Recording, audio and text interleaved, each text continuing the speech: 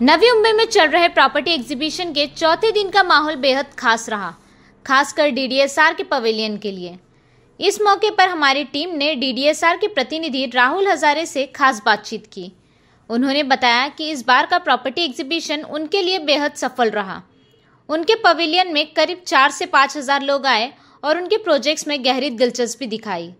राहुल हजारे ने यह भी बताया कि उनके प्रोजेक्ट्स को लेकर लोगों की सकारात्मक प्रतिक्रियाएं मिली और यह उनके लिए एक बड़ी उपलब्धि है।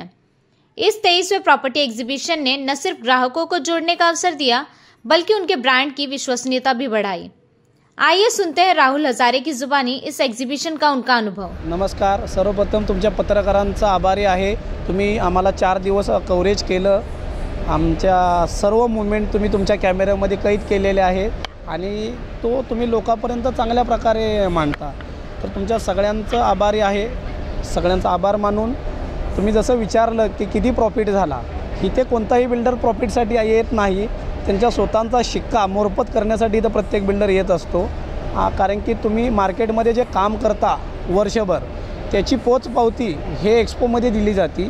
प्रत्येक बिल्डरांचा हेतू तोच असतो की प्रत्येक अधिकारी, इन्व्हेस्टर, VIP लोक, आमदार, MLA यांनी आमच्या स्टॉलला व्हिजिट द्यावे, आमचं जे काम आम्ही केलेलं आहे त्याची पाहणी करावी आणि त्याचं कौतुक करावं। ह्याच्यासाठी सर्व बिल्डर इथं येतात आणि 4 दिवस आम्हाला 4,500 लोकांनी स्टॉलला आमच्या व्हिजिट केली।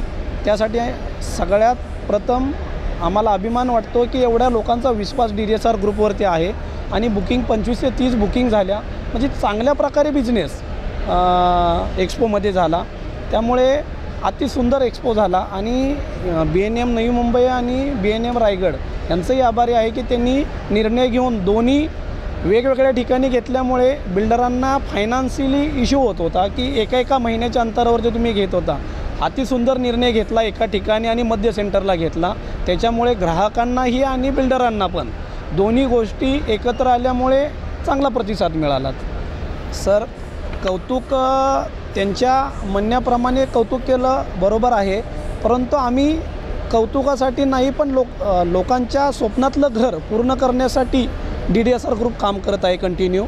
की DDSR ग्रुपचं ब्रीदवाक्यच असं आहे की प्रत्येक माणसाचं, मग जसं काय तुमच्या पत्रकारांचं सुद्धा आहे की कोणी बिल्डर पत्रकारांचा प्रोजेक्ट करायला तयार नाही, कारण पत्रकार जसा पोलीस बदनाम आहे, म्हणजे नको अरे त्याला कोणी त्याच्यासोबत दुश्मनी घ्यायची, कोणी जाऊन मागायचं, सेम तेच पत्रकारांचं आहे, सेम तेच वकिलांचं आहे। पण DDSR ग्रुप कोणतेही, कारण तेही मनुष्यच आहेत, अशी भावना मनात घेऊन पत्रकार असू द्या, कलाकार असू द्या, पोलीस असू द्या किंवा वकील असू द्या, या सर्वांचे प्रोजेक्ट त्यांनी स्वतःकडे घेऊन त्यांच्या स्वप्नातलं घर देण्याचंही काम DDSR ग्रुपने केलेलं आहे। आमचे प्रोजेक्ट कळंबोली, कामोठा, पनवेल, शिवूड, सानपाडा, जुईनगर स्टेशनच्या समोरती असे आमचे वेगवेगळे प्रोजेक्ट आहे। खारघरमध्ये पण आहेत। तर आमचे तिकीट साईज आहे 45 लाखापासून 3.25 करोडपर्यंतच्या बजेटमध्ये, मग ते तुमच्या कॅपॅसिटीनुसार 1 बेड, 2 बेड, 3 बेड।